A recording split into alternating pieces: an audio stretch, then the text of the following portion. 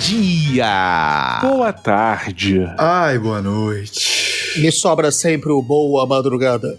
Estamos começando mais um Matando Robô Gigante, senhoras e senhores. Eita! America, fuck yeah. Eu sou o Beto Estrada e estou aqui com... Didi Braguinha. Olha aí, senhoras e senhores, e diretamente de uma galáxia muito distante. Norton Domingues. E da última colocação do Campeonato Brasileiro... O Lanterna Verde, André Gordillo.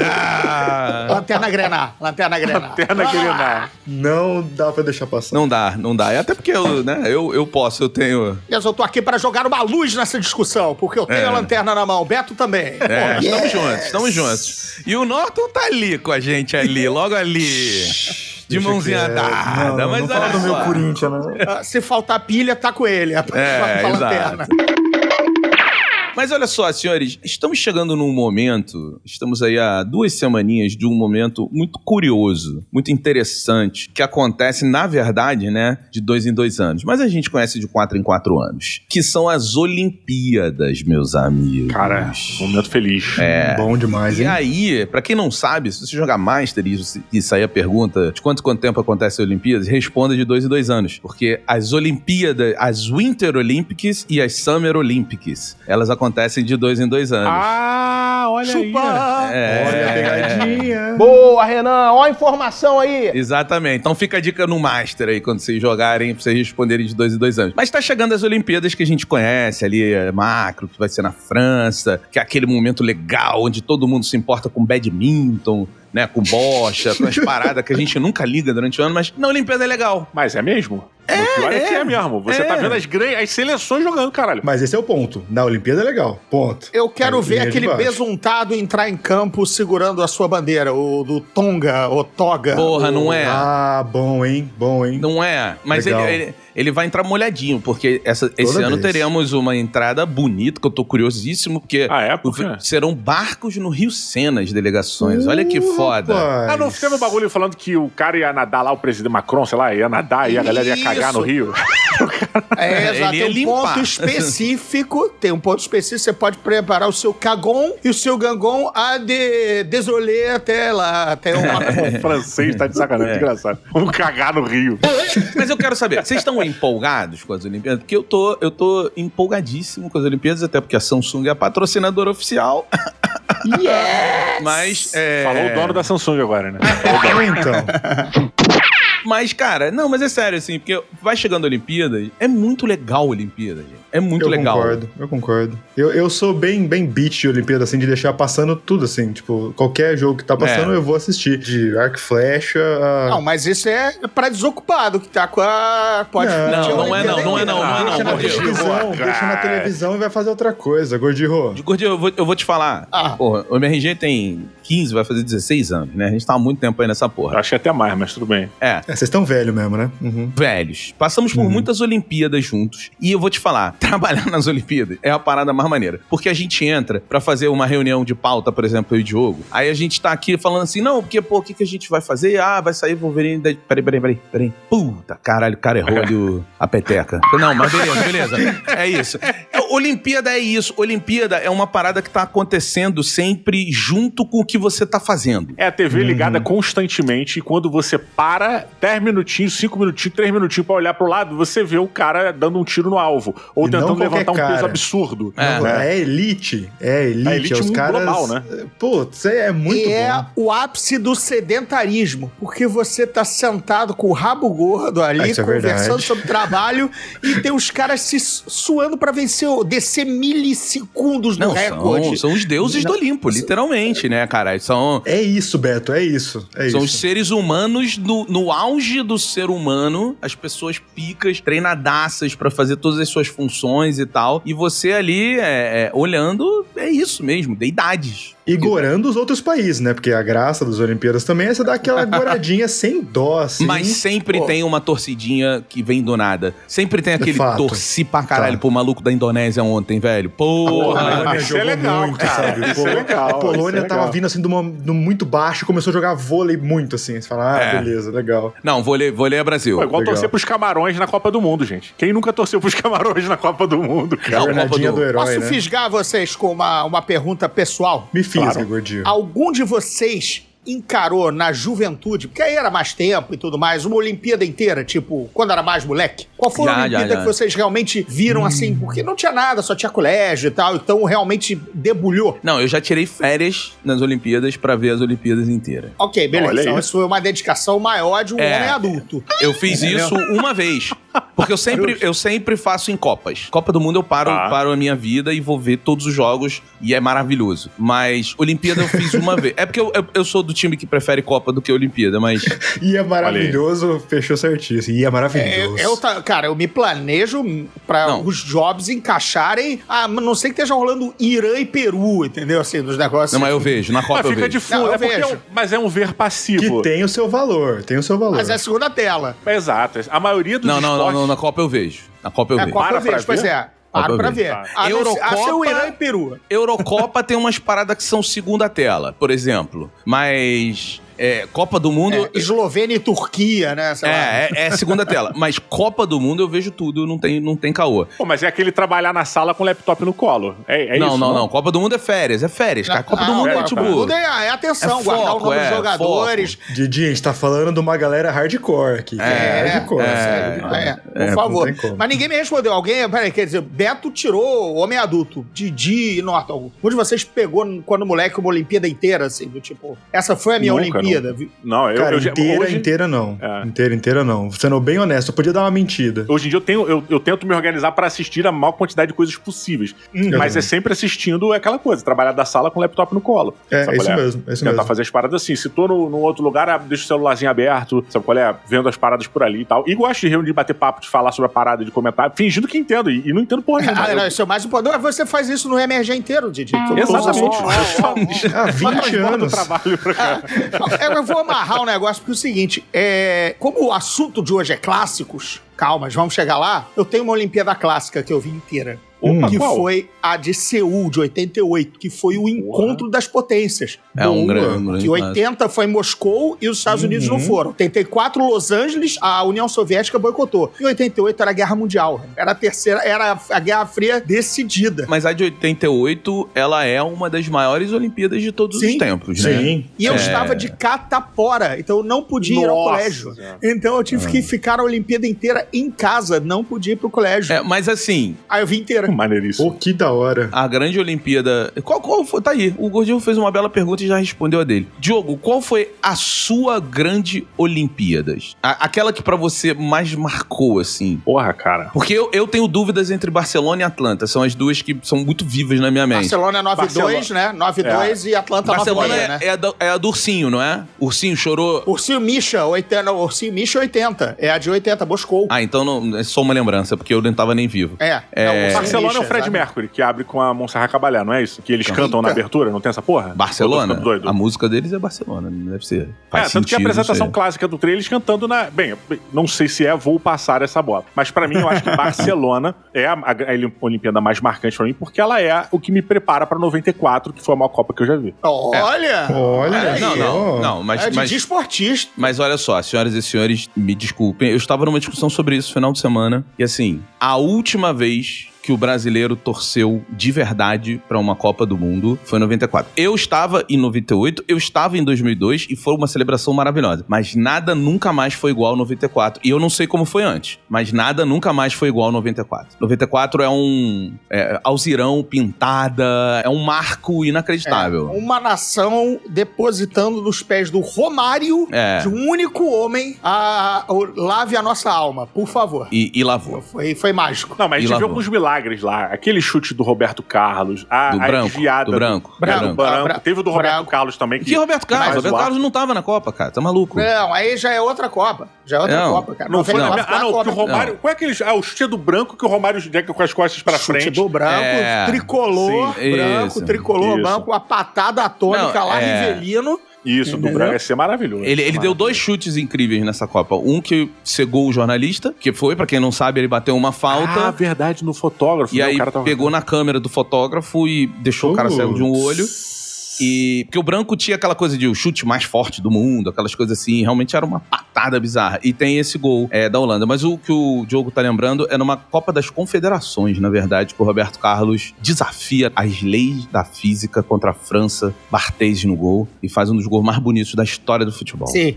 Esse gol é estudado, assim, joga um computador, joga um drone, joga um cálculo de AI, o que aconteceu, professores de física até agora correndo de um lado pro outro com papéis na mão, o que houve ali, entendeu? Norton, pra fechar, sua Olimpíada mais clássica? Cara, como eu tô representando a juventude aqui, porque, pelo amor de Deus, né? Só tem idoso aqui à minha volta. Só tem idoso. Vou falar Atenas 2004. Foi foda. Vanderlei Cordeiro, Michael Phelps, Carlito Teves liderando a Argentina. Não, e foi Atenas, né? Foi onde a Olimpíada volta pra casa, né? Tipo, aquele contexto todo, foi maneiro e tal. Gente, Vanderlei Cordeiro sendo impedido no final da maratona, ocupado muito clássico. Muito clássico. Eu estava assistindo, cara. Foi revoltante. Cara, Olimpíadas tem histórias maravilhosas, né, cara? Olimpíadas é um negócio legal. E a do Rio, né? Não vamos esquecer da do Rio, porque pra quem é do Rio... eu vi rugby na minha frente, ouvi o choque de homens se batendo e disse assim, não dá pra praticar esse esporte. Não dá. É um som que dói na alma, disse. Gente, não pode.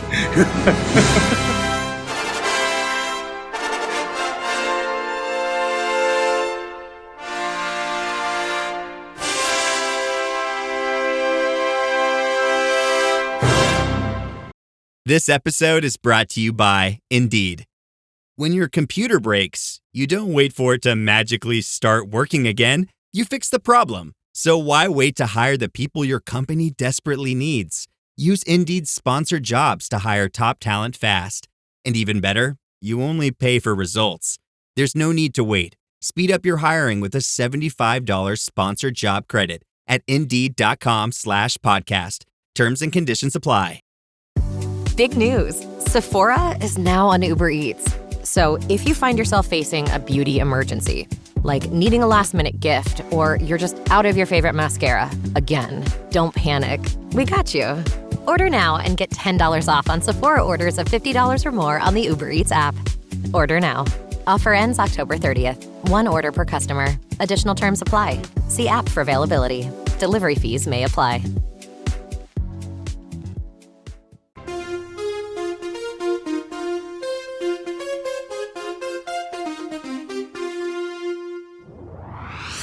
Senhoras e senhores, estamos aí no lançamento, meus amigos, de um dos maiores clássicos do cinema que marcou toda uma geração e que fez aí um ídolo. Na real, um ídolo, um ícone do cinema, porque existe um Ed Murphy antes e um depois de Um Tira da Pesada. E assim como o retorno de Um Tira da Pesada, recentemente tivemos diversos retornos. Por exemplo, o Sr. Indy também voltou aí, né, com o filme de Indiana Jones e vários outros grandes personagens, filmes e franquias do cinema que tiveram aí suas continuações acontecendo. E com isso, fica um resultado em que a maioria deles não performou bem. E a gente pergunta, é porque os filmes são ruins ou é porque já foi, simplesmente passou e a gente tem que aceitar a realidade de que clássicos duram gerações, mas acabam em outras gerações. É isso ou não, senhor Gordirro? Em grande parte, e óbvio tem sempre uma exceção à regra, né? Porque um filme até mais antigo, que é o Planeta dos Macacos,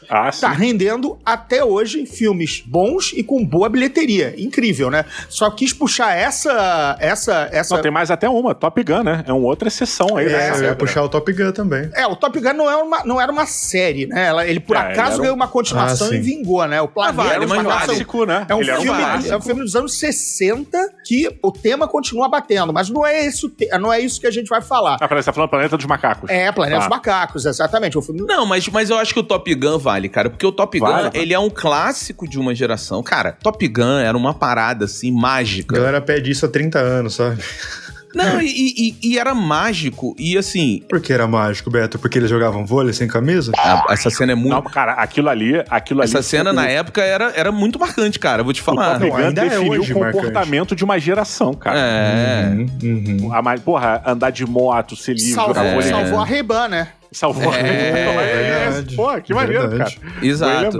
Você citou 2 exemplos, Gordinho, que já entram aqui muito no contexto. É assim, será que é fácil salvar um clássico? Porque a gente tá falando de Top Gun, e Top Gun a gente conversou aqui recentemente, acho que semana passada ou semana retrasada, com o Michel, do Série Maníacos, e o Michel, ele lembrou de um ponto do Top Gun que realmente é de se valer. O Top Gun, ele passou por uma coisa que nenhum outro filme teve a permissão de passar, que foi o atraso da pandemia que deu ao Tom Cruise tempo pra ele refinar na mesa de edição o filme, onde a gente realmente, cara, a gente olha pro Top Gun e você fala assim, meu irmão, esse filme, ele é quase perfeito em tudo que ele faz, porque os tempos da ação, os tempos dos cortes, a exposição de personagem, quando você vai analisar o Top Gun, cara, ele tem um nível muito alto. E o Planeta dos Macacos, que eu sou mega fã dessa trilogia nova que agora tá ganhando, né, uma continuação, que começa lá com o James Franco, eu sou muito fã, eu adoro o Caesar, eu adoro essa história que eles contaram, mas eles resolveram recontar a história. Sim.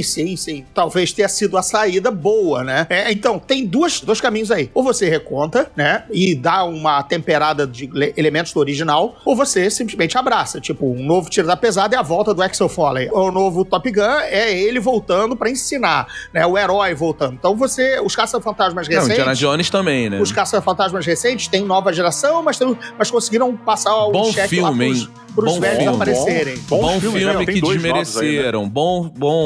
Bom filme que não fez sucesso. Cara, eu não acho que desmereceram, não. Acho que ele saiu num hiato entre filmes que chamaram muita atenção e acabou ficando... Ele caiu num limbo ali, né? Ficou num limbo. Porque o filme é bom, o filme é legal, cara. Os dois são legais. Os filmes são bons. Não é um Transformers, né? Mas é um bom filme. Isso é uma parada muito difícil, né, Norta, da gente pensar. Porque, assim, a gente tá falando do Axel Foley, o Tira da Pesada, que, cara, é um dos filmes mais legais que eu já vi na vida, assim. Quando eu era criança, eu via demais. Tinha aquelas fitas VHS que eu via repetido. E o Tira da Pesada 4, ele ainda dá uma sacaneada no 3, que eu fiquei pensando muito sobre isso, porque eu sempre gostei do 3, eu sei que ele é odiado, as pessoas não gostam e tal. E no filme, tem uma cena, que essa cena não vai matar ninguém, mas o policial novinho, ele vai olhar a ficha do Axel Foley, ele fala, porque eu vi aqui, você causou confusão em 80, você causou confusão em 84, e em 92 você não foi muito bem nas confusões, 94, né? 94, Ele fala isso, ele dá essa sacaneada. Mas eu fiquei pensando assim, eu falei, cara, eu acho que eu não vou rever o 3, porque eu quero guardar uma lembrança de que eu era muito novo e eu não entendia, porque o 4 me incomoda em muitas coisas. Eu não gostei do 4. Não é que eu achei uma merda, mas eu não gostei. E o 2 é uma refilmagem do 1, né? Naquela época que Hollywood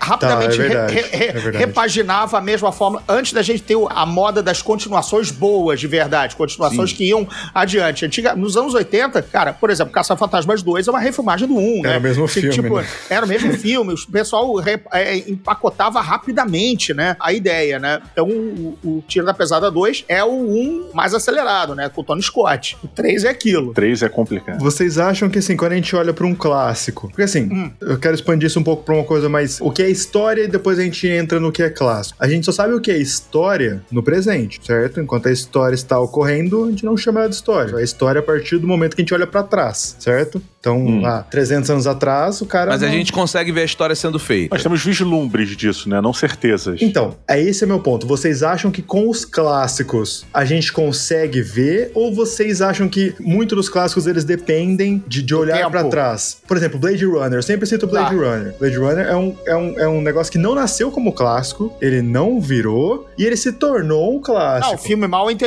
um filme incompreendido, foi mal na bilheteria, a crítica odiou, achou a estética sabonenta, gabinete. E aí ele virou Gordinho, um filme histórico, um filme clássico, quando a gente olha pra trás.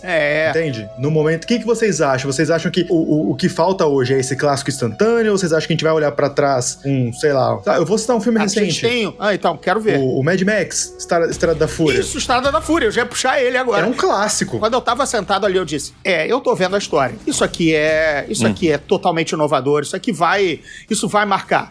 Pode até flopar. Clássico, né? Pode até flopar, mas um monte de gente vai imitar. Hollywood, assim, os outros colegas vão imitar, porque não dá pra passar em branco. O cara reescreveu O Duro de Matar, cara. Todos os filmes de ação até o Duro de Matar eram aquela coisa... É verdade. Era com ritmo, etc e tal. Eu fiz agora nos Quatro Fantásticos, meu canal do YouTube lá, comemoramos os 60... Toda terça-feira, Gordinho? Toda segunda-feira. Jabá errado, hein? Os Quatro Fantásticos. Jabá errado, hein, Gordinho? Tudo bem. Tentou jogar pra cima, mas cortou errado. Não existe jabá errado desde que se conserte no final.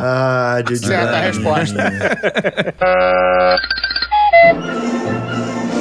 Tava fazendo o aniversário de, sim, um clássico dos clássicos, que é Intriga Internacional, do Hitchcock.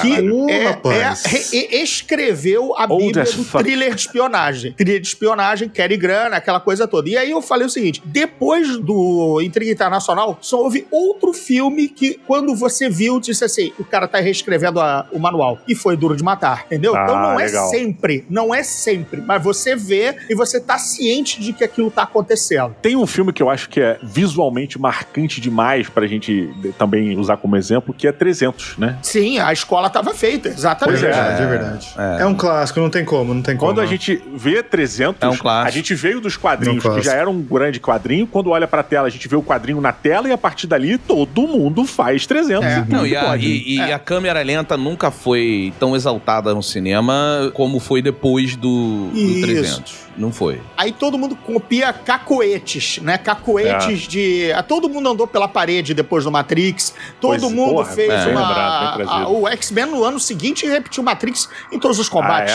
As roupas também, né? O traje preto, né? Com inspiração. Vocês acham que, então, sei lá, John Wick vai ser um clássico? Não. Porque tem toda uma estética John Wick vindo aí nos últimos 10 anos. Eu acho que ele é um momento. Então, mas o John Wick, ele não vai ser um clássico porque ele é uma homenagem, de certa maneira, né? Ele é um revival de uma... Eu não sei se essa matemática, ela é excludente, mas o que eu enxergo do John Wick ele está referenciando uma porrada de coisas ali na tela. Então você tá tendo um deleite de uma porrada de paradas que você já viu picotado em outros lugares. Sabe qual é? Ele não chega a criar... Mas um clássico não se faz só do ineditismo e da novidade também, sim, né? Seguindo o que o Gil falou, ele meio que definiu os últimos, sei lá, 10 anos aí de filme de ação. Sim. O John Wick, sabe? Também. Entra os cacuetes também, exatamente. Mas é porque eu acho que, assim, a gente tem que diferenciar filmes que são marcantes... Certo. Com o que vira clássico. Que assim, por exemplo, o Liam Neeson, I'm gonna find you. Aquilo ali é marcante, mas não é um clássico. E aquilo ali criou toda a estética do herói de ação geriátrico. Do sequestraram minha filha, exatamente. Não, e do geriátrico. Olha, agora o ator velho, ele é um herói de ação. Mas isso, olha só, isso é uma parada que influencia esse filme do Liam Neeson. Eu concordo contigo, ele é um filme marcante. Não chega a ser clássico, mas ele influencia o John Wick também. Porque a gente pega o Keanu Reeves velho. O Keanu Reeves não é novo, gente. Ele tá com 50 anos fazendo filme, sabe? 40 e pouco rodando no chão, fazendo jiu-jitsu. Ele malemar tá falando direito, né? Ele malemar tá falando. Você pega o John Wick, o último, gente, ele tá grunhindo. Mas também se o John Wick ele falar, estraga o filme, né? Porque o Keanu Reeves não atua nada. Mas olha só. Dá um filme bom dele. Deixa eu dar um exemplo. É porque assim, por exemplo, Gladiador. Gladiador é um clássico. Gladiador, acho que todo mundo concorda que é um clássico do cinema. Então, calma. Quem tem cu tem medo. O Gladiador, ele tá voltando. Mas o Gladiador, diferente de tudo marco, isso que a gente tá falando... Não, ele é um clássico foda do cinema. Marco histórico. É inimaginável, assim. E com Oscars, né? Ainda tem... Exato, apesar de a gente tá citando vários aí que foram esquecidos pela academia. De Blade Runner, mas Gladiador, aliás, do mesmo diretor, né, do Ridley Scott, ele tá lá tem uns Oscars pra ele apontar, ó. Esse, eles entenderam. Exato. E assim, só que o Gladiador 2, ele tá voltando sem Maximus. E aí é uma parada complexa, porque, assim, por exemplo, o único que eu consigo, com certeza tem outros e vocês vão lembrar, mas clássico que eu consigo falar assim, cara, sobreviveu ao tempo sem os atores... Em regravações, que você diz? Foi o Jurassic Park. Foi o Jurassic World que trouxe de volta volta a parada. Não, pra você, porque ele não bem vai patinando, né? E bem patinando. Não, mas eu acho que ele não, gente, desculpa, assim, desculpa. Todo Jurassic World, Jurassic Dominion é sempre a maior bilheteria do ano. Isso aí é indiscutível. Não, mas olha só, mas a bilheteria não define clássico, Beto. A gente acabou de dar vários exemplos aqui. Não define clássico, mas define... De filmes que são relevantes pra caralho pro cinema e não deram dinheiro. Mas talvez define interesse. Não, Diogo, não define clássico, mas define que a franquia se mantém viva. É só sobre isso que a gente tá falando. Se mantém viva ou se mantém fértil. Assim, eu acho os filmes do Jurassic World uma catástrofe. Eu acho tudo bem. Coisa bizonha. Pra mim... Pra eles também, viu? Porque as pessoas estão tentando sobreviver a dinossauros, só te digo. É uma catástrofe pra eles. Mas assim, ele não tá num lugar do... Pô, o Indiana Jones, ele não foi bem de bilheteria. Nossa, esse foi triste, né? O próprio Príncipe de Nova York, do Ed Murphy, que é um resgate de um clássico, foi muito mal na Amazon Prime. Vamos ver como é que vai o Tira da Pesada. Não acho que vai bem, tá? Não acho que vai bem o Tira da Pesada, porque eu não acho que tem um interesse do público. E é sobre isso que você diz se a franquia tá viva ou não. É um público novo. Eu tô vendo a Netflix anunciar em vários lugares, tem um puta dinheiro de mídia investido ali, porque eu tô vendo muita mídia desse filme, mas eu tô me questionando assim, eu olho pro lado, pra pessoas mais jovens que trabalham comigo, pessoas que eu conheço, e ninguém tá interessado em ver esse filme, cara. Ninguém tá interessado. E aí você fala, pô, velho... Olha isso, Indiana Jones pra mim foi o verdadeiro baque, na verdade, assim. Porque beleza, o que a gente tá questionando aqui não é o filme é bom, o filme é ruim, é se a galera tá interessada em assisti-lo. Exato. E o Indiana Jones... Quando você nota que o que era maneiro pra você não é mais maneiro pra ninguém. E dói. Que era o norte da sua fixação como moleque ou jovem. Não é mais. O Indiana Jones, assim, não é nem mérito do filme ser bom, do filme ser ruim, mas a bilheteria foi baixa, o interesse foi baixo, a venda de produtos foi baixa. Tipo, o interesse ao personagem, um dos maiores ícones da cultura pop de todos os tempos, o interesse tá sumindo, cara. O que tá acontecendo? Pô, cara, responda ao Beto com os filmes que ele curtiu. Porque sobrevive aos atores, poxa, os macacos. Não tem Charlton Heston, não é aquela história do astronauta. Refizeram com o Mark Wahlberg a mesma história. É verdade. Não vingou, né? E aí tá bom, vamos levar pra outro lado. Vamos colocar CGI, vamos colocar a origem. Macaco com metralhadora, né? Macaco com metralhadora. O que a gente gosta, gorila e tal. E aí eles descobriram que, cara, o conceito, mas é um lightning na bottle, né? O relâmpago, é o raio Então, mas fica mais fácil você trabalhar o conceito, né? Porque olha os exemplos que a gente deu. O Jurassic Park e o Planeta dos Macacos não é levado pelo rock, não é levado pelo Axel Foley, não é levado por esse cara que envelhece. O conceito se mantém vivo. Ó, vocês estão falando do Indiana Jones, tem uma coisa do Indiana Jones que é muito, muito curiosa. Procura notícias de 2015, 2016, vocês vão ver que a Disney estava debatendo fazer o Indiana Jones Land no Animal Kingdom. E hoje... É verdade. Hoje o debate é da Disney fechar o Indiana Jones Epic Stunts, cara. Que é uma das atrações mais fodas, mais clássicas que você tem lá, mas ela já não gera tanto interesse assim. As pessoas já não vão pra lá pra ver isso, sabe? Ou voltam com isso sendo a referência do que estão falando. E isso é muito foda, porque, por exemplo, eu não acho que o Robocop se sustenta hoje, cara. Isso dói pra gente. Não, jamais. Isso dói pra gente, cara. A gente viu a regravação, por pior que tenha sido, né? Porque eu acho que no fim das contas existe uma necessidade da obra ela ser boa no final. Sim. O produto tem que ser bom pra ela vingar. Então, whatever, se é uma continuação, whatever, qualquer coisa. Se não for bom, não vai pra frente. Ele mas não o produto, ele é feito ao tempo? A minha pergunta é, o produto é feito ao tempo? Mas o Caça-Fantasmas, por exemplo. O Caça-Fantasmas é legal, o novo. Ele é super divertido. Mas não embala. Mas não engata. Por que não engata se o filme ainda assim é divertido? Sabe? Essa é a questão. E tentaram com um elenco novo, né? Esse povo está quente, né? Hot, né? Vai despertar o interesse. Complexo sempre, cara. E pra quem quiser a ideia de que, tipo assim, mas foi woke, cara, o Caça-Fantasma é o exemplo, porque ele tentou das duas formas. Tentou dos dois jeitos. Ele tentou super... Ele tentou das duas formas e nenhuma das duas deu, então não é sobre isso. E eu defendo das meninas, eu não acho tão ruim, Eu gosto pra caralho desse filme. Ruim, não. Eu gosto muito do Chris Hemsworth nesse filme, inclusive. Sim.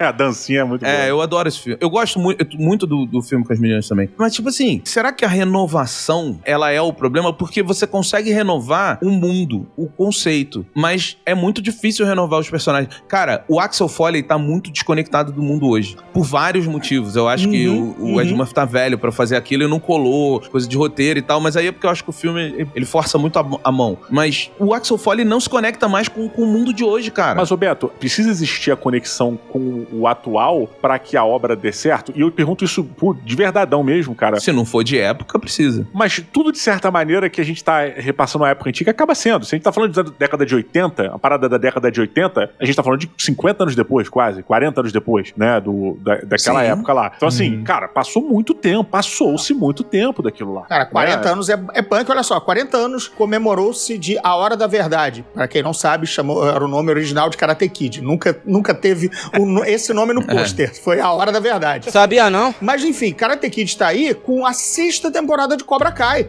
Renovou, né? Renovou bem. Alguém acertou ali. Assim, então, por que Caça-Fantasmas não acertou, apesar de colocar ele... É a mesma fórmula. Elenco velho, elenco novo, né? Mesma coisa. Jovens treinados... Então, aí eu pergunto... Ó, vou te falar uma coisa. Eu vou voltar pro Tira da Pesada, porque é uma questão, porque o Axel Foley, ele foi muito importante pra mim quando eu cresci, sabe? Foi o Rocky Balboa, o Axel Foley. Esses personagens, eles são parte do meu caráter, velho. Você citou mais um que se reinventou, de certa maneira, com o Creed, né? É verdade. Mas ele se reinventou aceitando que o antigo, ele tinha que passar o bastão. Ele aceitou a idade. O que eu não vi... Não só rebutou, né? Não rebutou.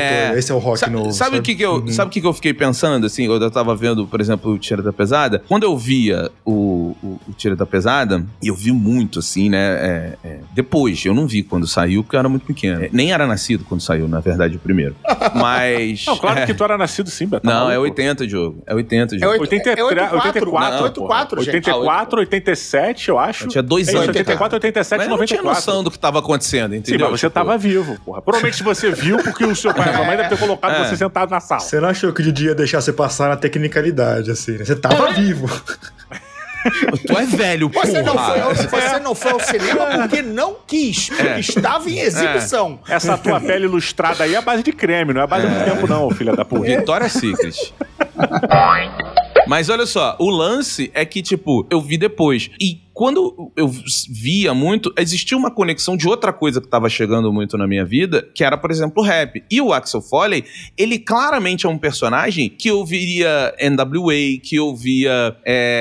vou citar o Racionais aqui no Brasil, porque pra mim o Racionais é uma das maiores bandas de rap de todos os tempos, mas ele era um cara que tava nesse lugar, LL Cool J, sabe, Snoop Dogg, Tupac e tal. Quando eu vejo o Axel Foley no Tira da Pesada, claramente aquele cara não ouve Travis Scott. Aquele cara não se importa com o trap. É como eu também não gosto de trap. Então, tipo... Mas eu entendo que eu não gosto de trap, não é porque é bom. É porque não conversa comigo, cara. Não, já não é mais da época. Exatamente. E esse filme e esse personagem não conversa mais com a geração, que é a geração que tá fazendo volume, que tá gerando interesse, que já tá no mercado com poder de compra, que já tá votando com seu dinheiro. E é uma coisa que a gente sempre conversa aqui, né? A gente conversou muito isso com o Gordinho, assim. A gente tem que aceitar que o que a gente ama muito, talvez não seja amado hoje em dia. Star Wars mesmo, né, cara? Cara, o declínio bizarro das vendas de gibi nos Estados Unidos de supers. Boa. Só tem mangá, brother. Boa. Molecada só quer mangá. O parâmetro deles de super-homem é o Naruto ou qualquer outro desses. Não é o super-homem. Nem Goku necessariamente é mais. Não é nem o Goku, não é. Sabe? Tipo,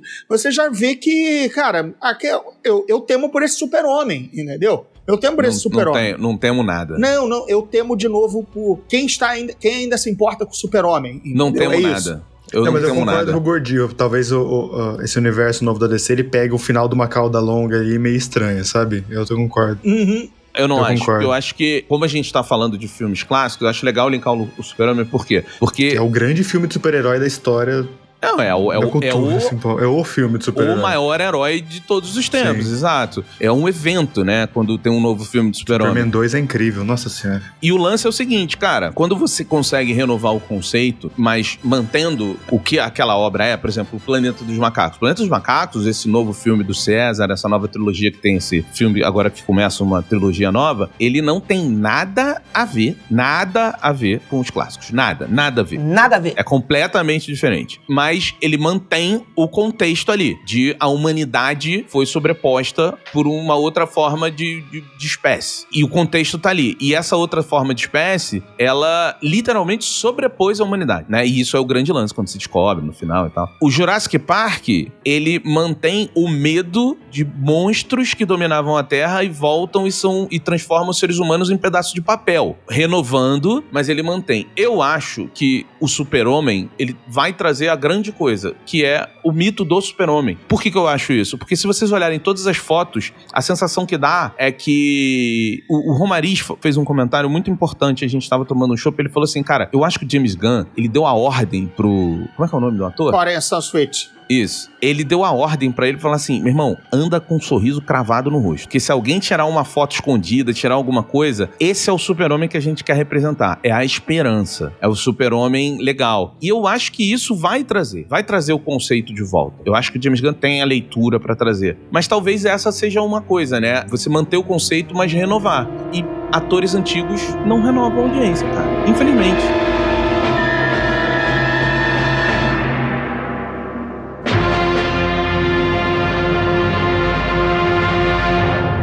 This episode is brought to you by Nespresso. Gift magical mornings with Nespresso Virtuo Pop.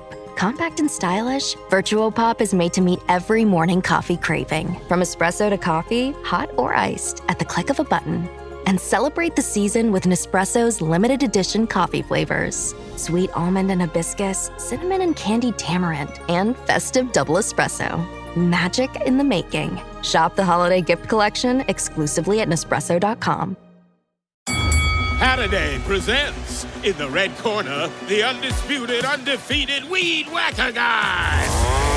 Champion of hurling grass and pollen everywhere. And in the blue corner, the challenger, extra strength Halliday. Eye drops that work all day to prevent the release of histamines that cause itchy allergy eyes. And the winner, by knockout, is Halliday. Halliday, bring it on. The family that vacations together stays together. At least, that was the plan. Except now, the dastardly desk clerk is saying he can't confirm your connecting rooms. Wait, what? That's right, ma'am. You have rooms 201 and 709. No, we cannot be 5 floors away from our kids. The doors have double locks. They'll be fine. When you want connecting rooms confirmed before you arrive, it matters where you stay. Welcome to Hilton. I see your connecting rooms are already confirmed. Hilton, for this day.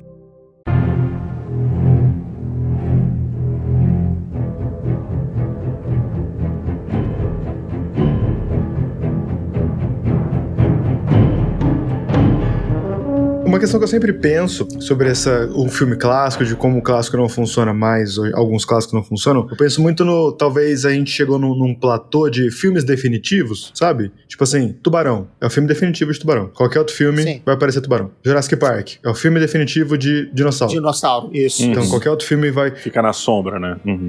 E isso dá pra você colocar, sabe, Blade Runner, citando exemplo de novo. É o filme cyberpunk definitivo. Exato. Você acha que talvez por a gente ter chegado nesse platô, o Indiana Jones é um filme definitivo do super-herói. De aventura. De aventura. De aventura, arqueólogo. Eu vou falar baixinho pra não ofender ninguém. Do fundo do mar. Só pra não ofender ninguém. Pois é. O próprio Mega Tubarão 1, né? Ele tem... Então, ele fica na sombra, são filmes legais, mas assim, o filme de Tubarão é o Tubarão. Mas é porque do fundo do mar é tão legal. Então, mas vocês acham que esse platô chegou assim, tipo...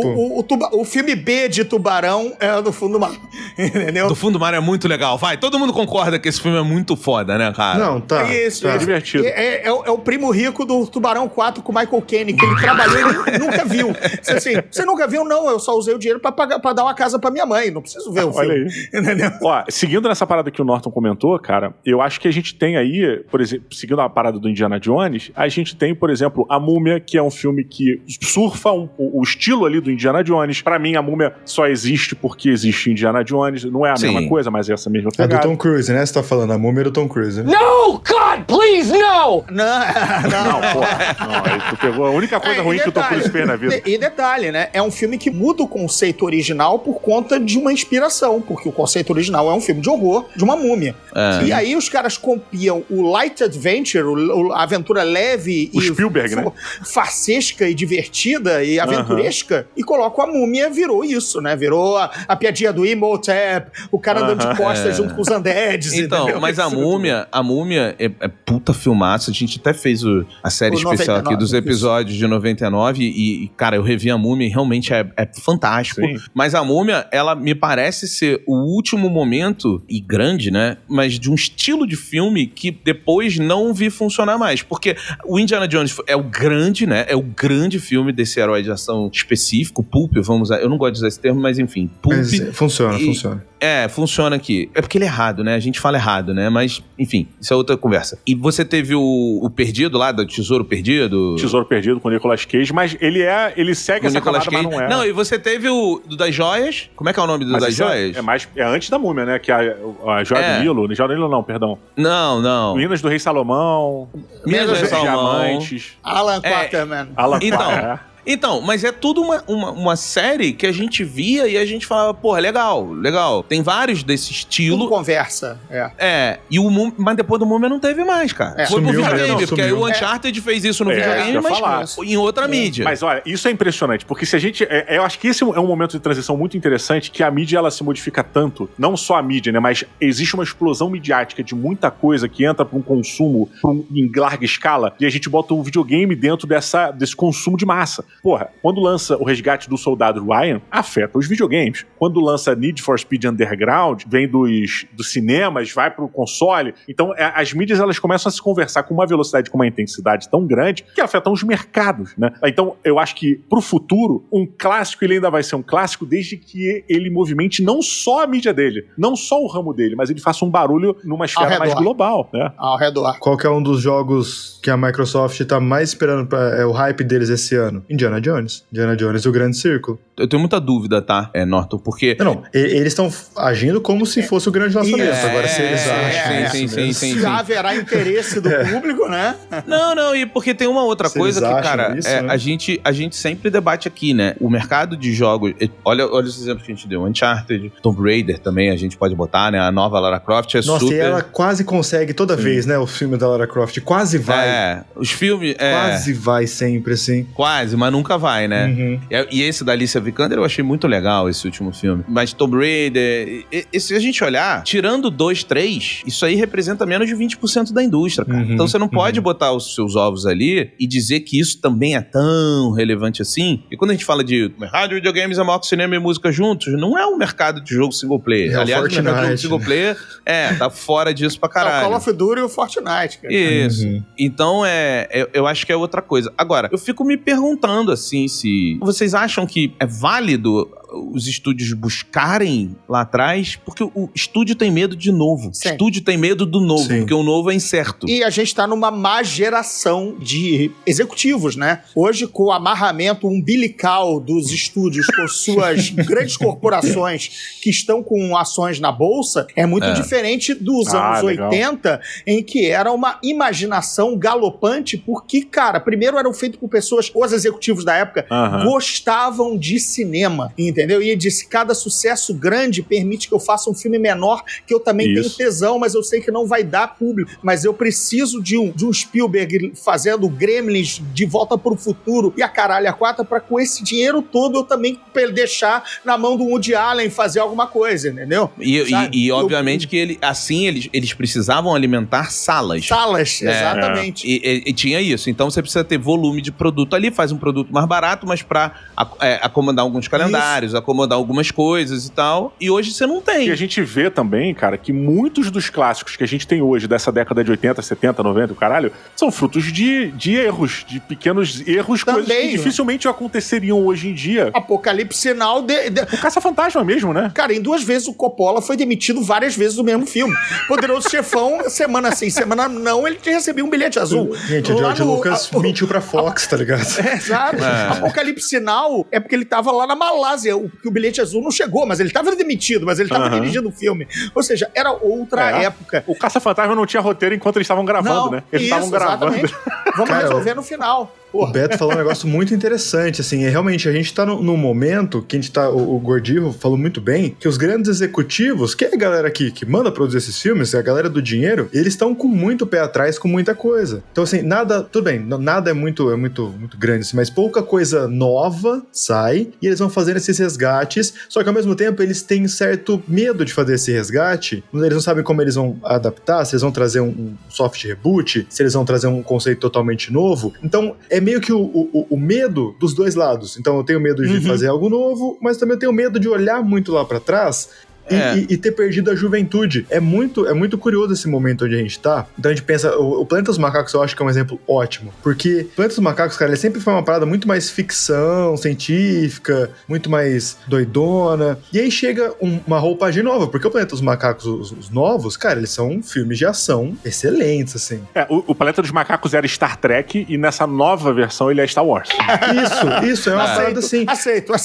Será que talvez você pode fazer esse resgate mudando? Ô Norton, eu acho que isso tem muito a ver também com a aposta que os estúdios fazem. Porque, cara, você pega um Cobra Kai. Desculpa, irmão. Eu duvido que alguém aqui dessa mesa botaria dinheiro achando que essa porra ia vingar. Uma parada chamada Cobra Kai, que é a referência dentro Tanto é que não vingou, porque foi pelo YouTube. O YouTube, naquele primeiro momento que eles quiseram se lançar como streaming service. YouTube Originals. Originals, com você pagando YouTube Red, etc e tal. Eles venderam pra Netflix, a Netflix com aquele olho dela, que às vezes é toque de Midas, às vezes não, disse assim, vai dar certo, vamos seguir. Não, então, o Cobra Kai, na Netflix, ele tem um belo exemplo do que a gente estava falando.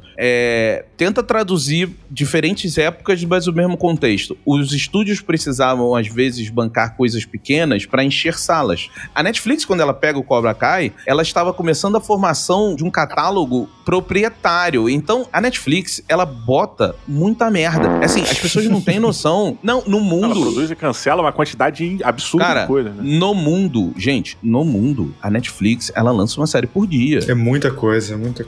Isso é uma parada absurda do que a gente tá falando, sabe? Mas por quê? Porque ela precisa de catálogo. Então tem muita coisa que é barata, que acontece e vai. Então o Cobra Kai é um exemplo de um pensamento antigo pra encher catálogo que às vezes, cara, explode e ninguém sabe. Então, a Netflix faz muito isso. Mas, Beto, explode em cima da expectativa que a Netflix tem com aquela obra. Porque, por exemplo, se você planeja que um determinado filme vai ser um abre-alas ali pra tracionar uma verba, pra poder incentivar filmes menores e aquele filme não traciona dessa forma, meu irmão, cancela essa porra, porque o investimento aqui foi absurdo e não deu o resultado que a gente queria. Total. E, Diogo, é por isso que a criatividade, o novo, ele geralmente vem de um lugar que não era planejado, cara. Porque quando você começa a planejar muito, e ainda mais nesse mundo de acionistas que mandam em todos os produtos, você começa a podar coisas em prol de dados que você já tem, estatísticas que você já tem, percepções humanas e egóicas também, que é muito importante, que você já tem, que você começa a quebrar isso. Aí você tem uma A24... Caralho, eu ia pra isso, Beto. Que permite as pessoas fazerem as coisas e de lá saem as melhores coisas que a gente tá vendo. Rapidinho, não é isso. Concordo, de lá saem as melhores coisas, mas não saem só melhores coisas. Porque a A24 é uma produtora absurda de grandes, uma porrada de coisa,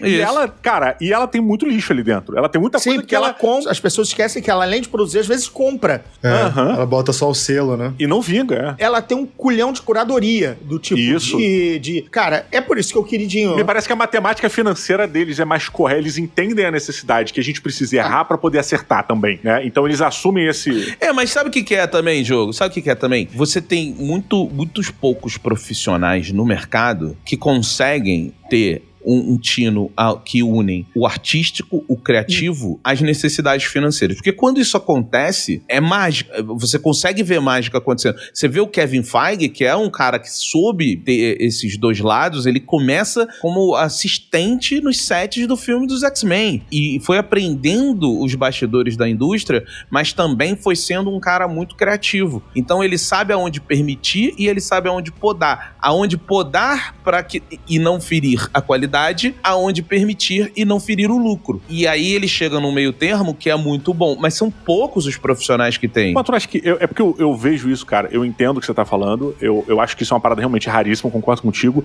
mas eu sempre boto um peso na audácia, né? A gente vê o exemplo do Mandaloriano. O próprio Kevin Feige que você falou, tem exemplos dele também dentro da Marvel, né? Dentro da indústria dos super-heróis sobre isso. Mas eu acho que o Mandaloriano é um grande exemplo. O Mandaloriano, ele só existiu porque a Disney estava olhando pro lado. Não prestou atenção. Sim. Porque senão a gente não teria isso ali. A gente não teria esse respiro criativo. Não, cara, na Favreau, verdade, olha só, vamos também ser muito honestos. A gente tá falando do John Favreau, é difícil a Disney não ver o que ele tá fazendo, sabe? E não é isso. Não, mas assim, ela deu carta branca, cara. Isso sim. Não, mas Diogo, então... Esse é que eu tô falando olhando pro lado. Ele vai fazer um negocinho ali, uma sériezinha, foda-se. Não, então... É um cara grande, tem os seus sucessos, cara. É amigo de todo mundo na indústria, vai atrair bons nomes, né? É um cara que vamos ser honestos. Quase pega bilhão, qualquer coisa que ele faz. Vamos ser honestos. Gente, aquilo ali, no mínimo, tô falando toda a primeira temporada, no mínimo um orçamento de 60 a 80 milhões ali, no mínimo, tá? Certo, mas olha só... Não, mas calma aí, Diogo, calma aí, deixa eu terminar. Eu acho legal quando a gente fala a Disney tava olhando pro lado, a Disney tava numa salinha. Não existe uma empresa dessa onde você não faça uma planilha de orçamento de gastos e de coisas e alguém não esteja verificando. O lance eu acho que esse termo é legal, mas é ilusão a gente achar. Mas é uma piada, né, Beto? Então, mas que a Disney ainda não tá assim, olhando pro lado. Eu não sabia que a gente ia precisar explicar isso aqui, filha da puta. Não, mas é porque eu acho que tem gente que defende essa narrativa pra dar esse exemplo. Mas assim... For real, assim, sabe? De verdade, assim. Eu acredito. Porque ela confiou. Assim, é uma comparação. Compara Star Wars, o filme, tipo, episódio 7, tá? E compara o Mandaloriano. Ou compara... Eu entendo que ela tenha, ela teve liberdade criativa e não recebeu o tal dos Studio Notes, que é as anotaçõezinhas do executivo, porque é o Jon Favreau. Ele ficou trabalhando lá, devia estar no... Ele criou o universo Marvel, gente. Mas olha, o Kevin Feige começa no Homem de Ferro do Jon Favreau, cara. Mas olha só, logo depois, quando a Disney entra, a Disney resolve investir, resolve prestar atenção em Mandaloriano, fode a parada toda. E assim, ela não estava olhando, tanto que ela não planejou financeiramente boneco, negocinho, ele teve o poder criativo de dizer, temos um negócio aqui altamente vendável, mas é o grande segredo da temporada. Eu não posso mostrar, isso não pode sair em boneco antes, apesar de todo o departamento estar enfiando o dedo na orelha e rasgando, entendeu? Porque ele teve esse poder, entendeu, cara? Porque, Diogo, é uma ilusão. Mas ele não fez isso, isso é uma possibilidade que você tá jogando. Mas as duas são possibilidades, porque olha só, todo profissional do mercado, ele sabe, e a gente tem muitos exemplos, que é assim, cara, você começa a fazer a tua parada lá. Vou citar um exemplo pra vocês, Halo 5. Muito específico. Microsoft fez os acordos comerciais, vai lançar Halo 5 quando as pessoas ainda se portavam, porque o 4 foi do caralho, foi gigantesco, foi foda, e aí o 5 tava daquele tamanho, ele flopou depois, mas ele tava gigante e tal, não sei o quê. Aí a Microsoft fez os acordos comerciais. Aí no acordo comercial, tinha que sair na lata do Monster na data X. Tinha que sair. Era o acordo comercial. Olha, o energético Monster vai começar a lançar latas com a cara do Master Chief desse aqui, com esse personagem, com aquele personagem, com a personagem. Aconteceu que chegou no estúdio, eles falaram, cara, fudeu. A gente precisa de mais tempo pra fazer o bagulho. Vai passar do Monster. E o Monster saiu 6 meses antes do que o jogo. Não saiu nem junto. Mas isso é o quê? Acordo comercial. Então, um Jon Favreau, que fez o Homem de Ferro, que fez o universo Marvel, e o Kevin Feige foi o cara que realmente constituiu, mas da fagulha do que o Jon Favreau fez. O autor foi o Jon Favreau. Tirar da inércia ali no Homem de Ferro. Pra quem quiser conhecer essa história, eu sempre indico o livro MCU, que é um belo livro e tal. Ele conta muito essa história. Ele sabe o que vai acontecer. Eu não sei qual é a história real. Eu não vou defender que a Disney não se importou com os bonequinhos, nem vou defender que ele não quis. Ele barrou. Porque a Kathleen Kennedy estava dormindo e ele fez o Mandaloriano nas barbas dela, né? Assim, passando... Isso eu não vou defender. A frajola. Isso é impossível de acontecer. Com certeza, isso é impossível de acontecer. A grande questão é o seguinte, é impossível também, ao meu ver, que o Jon Favreau vire pra indústria, pra fábrica de dinheiro Disney e fale assim, não gera boneco não, caralho. Porra, não gera lancheira. Também são os dois lados. Aí eu concordo. Não, total, Diogo. Mas o lance é, depois que fez sucesso, aí ele perdeu a mão. Segura. Ele pode ter dito segura a lancheira. Eu sou mais dessa teoria também, de que ele perdeu a mão. Boba Fett, segura a lancheira. Mas a gente não sabe. Mas Boba Fett, o cara escreveu o Boba Fett inteiro. Não tem como você falar que ele não perdeu a mão. Tá ligado? Mas assim... Quando ele faz Boba Fett, a Disney já está no calcanhar dele. Mas é muito fácil, assim. Tipo, o cara não faz nada sempre a Disney já tinha entendido que o que fazia sucesso era o Yodinha, cara. Norton. E aí ela sai metendo a porra toda, tipo. Vou contar uma história aqui, Norton, pra você. E olha, eu tô falando aqui num nível muito pequeno. Mas pra gente ver que já desde o nível de base muito pequeno isso acontece. Eu vou contar com cuidado pra vocês. Vai fazer todo sentido, tá? Mas eu vou contar com muito cuidado aqui. Se vocês depois tentem me dizer qual é a marca, porque eu não... Se a percepção dela, eu não posso falar, tá? Vou contar uma história pra vocês aqui, que é um nível muito pequenininho. Senta que lá vem a história.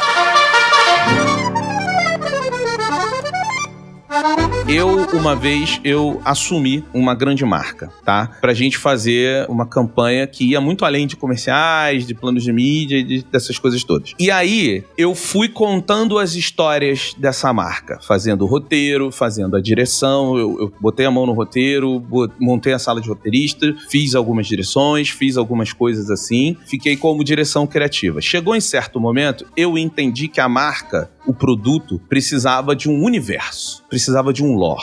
Então eu sentei com uma sala de roteiristas e comecei a construir aquele mundo, aonde os personagens dessa marca se conectavam, o que eles fariam, como é que a gente ia levar isso a público, como é que a gente ia fazer, como é que a gente ia negociar com canais de televisão pra fazer os produtos, pra fazer tudo. Eu vou te falar, Norton, eu tô falando... He-Man! Tá falando de He-Man! Não, eu tô falando do Beto, cara. Era uma marca global, estrangeira e tal, mas eu tô falando do Beto, que é muito pequenininho nessa equação. O nível de controle que fizeram em cima do produto, Norton, você não tem noção do nível de controle. Aonde atrapalhou a criatividade. Aonde eles começaram a gostar de uma ideia e falar assim, muda isso aqui, porque a gente começa o produto, aí vende melhor assim, aí vende melhor. Aí você pega, eu falava assim, mas cara, aí você tá descaracterizando o que a gente tá construindo. Não, mas vai vender mais. Foda-se. Mas vai vender mais. E esse produto, ele foi lançado num outro país, do jeito que eu desenhei com essas mudanças, né? Tipo, a minha ideia de montar o universo, de criar os personagens, de contar a história e tal, só que com todas as mudanças do dono da marca. Todas as mudanças possíveis. Ele foi lançado em outro país e, cara, não deu certo, não funcionou. Teve um tempo lá, as coisas aconteceram, mas não funcionou. E os executivos apostaram que aquelas mudanças tornariam uma ideia vendedora. E não foram, né? E hoje, o Gordinho, eu não tô nem dizendo que a minha ideia seria boa. Não, também porque não aconteceu. Mas não dá pra saber. Não dá pra saber. Ela não teve chance ao sol, né? Ela não viu o mundo, né? Exato. Então, você imagina um produto como Star Wars. É muito difícil. E aí, quando os caras, cara, o filme do Tira da Pesada 4, quando você vê o filme, eu fiquei pensando assim, eu falei, caramba, tantas ideias pra você trazer o Axel Foley de volta, vocês trazem desse jeito, cara. E a gente lembra que tinha uns 8 roteiros, né? Assim, essa ideia de voltá-lo... Tem um tempo, né? É que nem a do Rambo também. Toda vez que o Rambo surge, na verdade, tinha umas 8 partes paradas, né? Ele ia ser um professor de novos mercenários. Aí caiu. Não, ele tem um alienígena. Teve o Rambo versus um alienígena, que era a refilmagem do Predador. E foi adiante durante um bom tempo. E teve gente bancando. Esses roteiros são pagos, gente. Isso não é uma ideia que a gente troca aqui de bar e cada um foi pro seu lado e nada. Não, o cara tá pagando por hora do roteiro. O cara tá ouvindo, tá cobrando. Cara, pega o Planeta dos Macacos. Pega o Planeta dos Macacos do Tim Burton, que é o retorno da franquia, o primeiro retorno da franquia. Ele tem uma história, se vocês pegarem a história dele, a história é muito interessante. É muito boa porque mesmo. É uma história que no começo dos anos 90, o filme de 2000 e pouco, cara. No começo dos anos 90, o estúdio começa a querer fazer uma parada e chama diretores e atrás de diretores que quando eles olham, eles falam, não vou pegar. Essa ideia é muito ruim. O Ridley Scott foi um dos caras que falou, cara, eu tenho uma ideia, eu consigo pegar essa ideia merda que vocês querem, fazer uma coisa legal, mergulhar em cima da ideia. Ele mergulhou e aí chegou um momento que ele falou assim, não faz sentido o que vocês estão querendo fazer com esses macacos. Aí bancaram o Tim Burton, tanto que o filme não tem cara nenhuma de Tim Burton. Nenhuma, ele foge bem. O Tim Burton aceita fazer o que o estúdio quer, porque ele tá voando, que ele lançou o Tesoura, ele lançou o Fantasma. Ele tava... Lenda do Cavaleiro Sem Cabeça. A Lenda do Cavaleiro Sem Cabeça. Lenda do Cavaleiro... Ele tava voando e aí ele recebe uma proposta incrível de grana, mas amigo ele... do colégio do Beto, é o Tesoura. É o Tesoura, meu amigo. É um bom apelido. É um bom apelido. Zagueiro, né? Era o zagueiro, né? Não, achei excelente. Seria um apelido que você poria num brother nosso. Eu não dividiria a bola com tesoura, não, cara. Tem pena na minha canela, pô. Mano, se o cara chega pra você e fala, ó, se liga que o Tesoura tá chegando, você fica em choque. Por que o nome desse cara é Tesoura, brother? Porra, mas no vôlei o Tesoura corta como ninguém também, né?